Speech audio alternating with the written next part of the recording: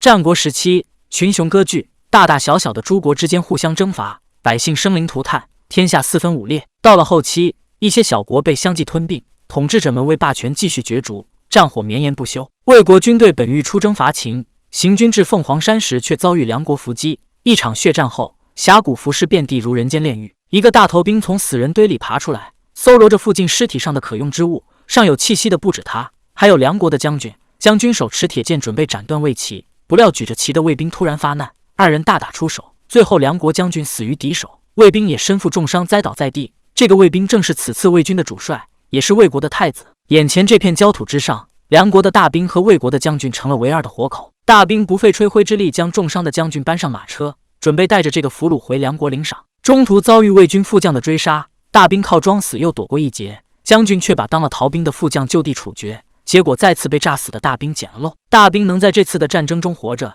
全靠装死骗过敌人，而年轻的将军却以战死沙场为荣。对于大兵的行径十分不耻，宁愿自我了断也不当俘虏。但大兵没给他这个机会。两人再度上路，将军询问抓了自己有何奖赏，大兵说有良田5亩，语气里尽是喜悦和兴奋。将军没料到自己一国太子的命只值5亩田地，也不理解大兵为何只满足于此。与此同时，将军的弟弟文公子带着人马清扫了战场，却并未发现将军的踪迹。文公子觊觎太子之位已久，他傲慢偏激，喜怒无常，十分嫉恨处处压自己一头的将军，早就有心取而代之。这次的伏击正是他的手笔，活要见人，死要见尸，不亲眼看到太子的尸首，他寝食难安。这时候，大兵带着将军行至一间破败的酒馆，大兵翻找着能吃的东西，但除了积得厚厚的尘土之外，什么都没有。正丧气的时候，一个女子突然出现在房中，他以为戴着头盔的大兵是将军，跪在他面前请求饶命。大兵也乐得当个将军，便吹嘘自己是如何骁勇善战，在战场上手刃敌兵。歌姬赞大兵气概过人，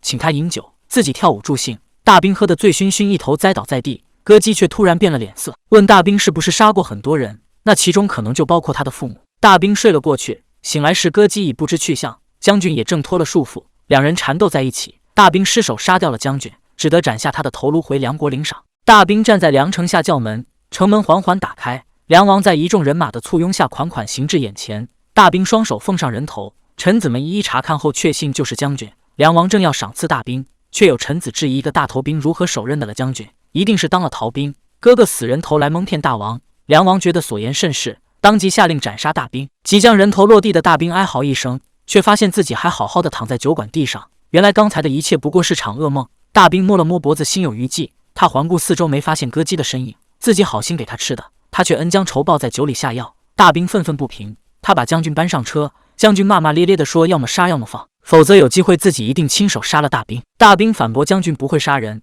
逼急了也不会杀，他最大的心愿就是没有战争，自己还有田耕。两人继续前进，路的拐角处蹲着一个衣衫褴褛的孩子，身边是他死去的亲人。大兵从怀里掏出一个炊饼，放进了男孩的碗里。与此同时，文公子也组织了大规模的搜查，并在追击途中发现了副将的尸体。大路虽然好走，却实在显眼。大兵拿出自己父亲留下的地图，选择走小路回梁国。小路蜿蜒曲折，四周植被茂盛，一伙有组织的流民拦住了二人的去路，要大兵交出值钱的东西。得知车上躺着的是将军之后，为首的男子命令众人对其大打出手，他们的家园和田地都毁于战火，尤其憎恨这些带兵打仗的人。大兵急忙扑上去护着将军，表示此人是自己儿子，这就绑了他回去种田。众人终于停手，推走了大兵的板车和车上一应物品。大兵非但没有抱怨，还美滋滋地嘟囔着这群人太笨，不知道最值钱的是地上这个大活人。拾掇了游民们落下的东西，大兵做了一个简易担架，两人就这样闹腾着继续赶路。将军无时无刻不在想着逃跑，亦或是杀死大兵。大兵则靠着好运和小聪明一次次化解。他家兄弟3个，大哥二哥死于战场，家里只剩他这一个独苗，好好活着才是王道。很快，文公子的人马便抓住了打劫大兵的游民，问出了他们离开的方向。大兵和将军也发现了身后的追兵，他们靠卡视野又得救一次。大兵看出文公子抓将军是想让他死，将军自然也知道弟弟的野心，他认同了大兵的说法，觉得冤死才最丢人。想通之后，决定跟着大兵走。将军获得了一点行动自由，他始终认为苟且偷生的大兵是梁国之耻，时不时出言奚落。大兵拿起棍子扔给他，两人便切磋了一番。如果不是受伤，将军的身手的确可以一个打10个。两人坐在地上歇息，将军提议让大兵和他回魏国，到时可以给他个1官半职。大兵对此却不感兴趣，因为活捉敌将除了赏的赏金，还可以免去兵役，对他来说，一辈子不打仗才是最重要的。将军却认为，只有战争才能阻止战争，只有胜者一统天下，才能免去更多的战争。说话间，一阵马蹄声由远及近，听起来应该只有一匹马。大兵在路中间拉了绳子，绊倒了来人。正当他上前查看那人身份时，将军却骑着马逃走了。不多时，文公子的人便追了上来。大兵和倒在地上的梁国探报都被抓了起来。探报还没搞清楚发生了什么，就死于非命。大兵则又靠着装死的技能出逃。文公子的人上马追击，路遇凶悍的游牧部落。文公子的人不愿招惹他们，大兵则趁机逃出升天。将军抢走的马受了伤，终于跑不动，摔倒在地。将军给了他一个痛快。大兵捡到一只受伤的麻雀，将它揣在怀里度过一夜。翌日清晨，大兵碰到了迷路的歌姬，他还是没找到凤凰山上的神树。大兵将自己的地图和马送给了歌姬，接着安置好麻雀，准备继续赶路。不多时，独行的将军被游牧部落抓住，大兵也没能幸免，两人被带回部落。这里关着很多中原人。大兵发现了同样被抓的将军，不得不感叹命运奇妙。还没来得及感叹几句，首领就将所有人绑了起来，准备让他们去修建陵墓。这时文公子一行人经过，发现了大兵和将军，他准备拿一匹马和首领交换将军。将军急中生智，撞向了旁边的马匹，马儿受了惊吓，马背上的人不受控制，挥刀砍向一个兵，场面顿时乱作一团。文公子迅速带着人撤离，游藩们穷追不舍，一场混战随即发生，兵和匪打得不可开交。大兵和将军挣脱束缚，趁乱逃走。文公子身边的得力干将光头武拦住了将军，他曾经是将军的师傅，将军自然不是他的对手。危急时刻，大兵骑着一头牛撞倒了光头武，拉着将军骑上牛背，二人就这样逃出升天。稍作休息后，大兵的心思活络起来，拿起绳子准备绑了将军这个俘虏。将军自然不肯束手就擒，两人撕扯着滚下山坡，摔到了一个洞穴之中。与此同时，文公子的卫兵几乎全都葬送在游藩手中，只有他和师傅光头武逃了出来。文公子问武是否自己一定要做魏王，光头武表示事已至此没有退路，要他必须下定决心杀了将军。此时不见天日的潮湿洞穴中，大兵和将军悠悠转醒，洞里的石头异常滑腻，想原路出去难于登天，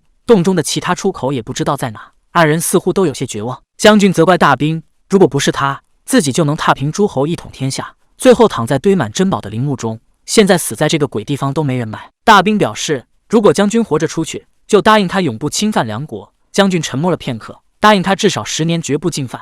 两人击掌为誓。说罢，将军也提出了自己的要求，如果大兵活着出去，要告诉所有人他死于战场。二人模模糊糊睡了过去。大兵再次被噩梦惊醒，一只麻雀飞进洞中，又顺着另一个方向飞走了。大兵叫醒将军，两人跟着麻雀找到了出路。二人又活了一次。大兵发现这里的地形有些眼熟，思索片刻，想起附近有个渔村，他兴高采烈地准备去找条船，接着走水路半天就能回到梁国。还没等大兵高兴多久，文公子和光头武就发现了二人。眼下大兵和将军退无可退，只能等着命运的审判。文公子举起弩，却迟迟下不了杀手。一旁的光头武把将军的剑扔给他，表示魏王只有一个，言下之意是要他们互相残杀。文公子的弩和将军的剑是他们兄弟互送的礼物，如今却要成为杀死对方的武器。大兵不解为什么他们非要你死我活，这光头武明显就是在挑拨离间。就在这时，游藩追了上来，首领的女人死在文公子手上，此番就是为了寻仇。双方之间又是一场混战，眼看文公子和光头武寡不敌众，落了下风。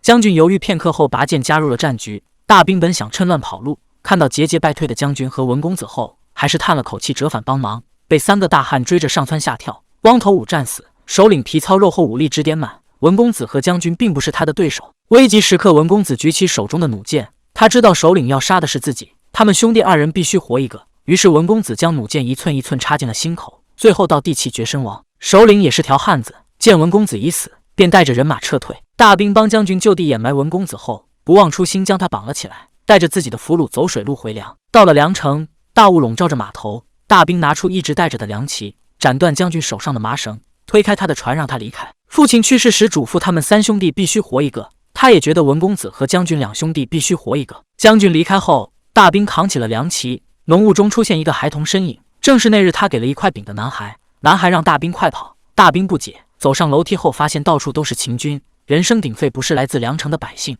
而是打了胜仗的秦军。梁国被破，大兵真的什么都没有了。举着凉旗的他被乱箭射杀，他倒下了，但旗帜还立着。后来将军回到魏国当上了王，他放弃了四处征战，等秦军攻来时，魏王下令不战而降，士兵百姓们免于战火。再后来，秦平定个诸侯国，一统天下，将军的心愿得以实现。最后，任何解说都无法代替原片，好作品值得您完整体验。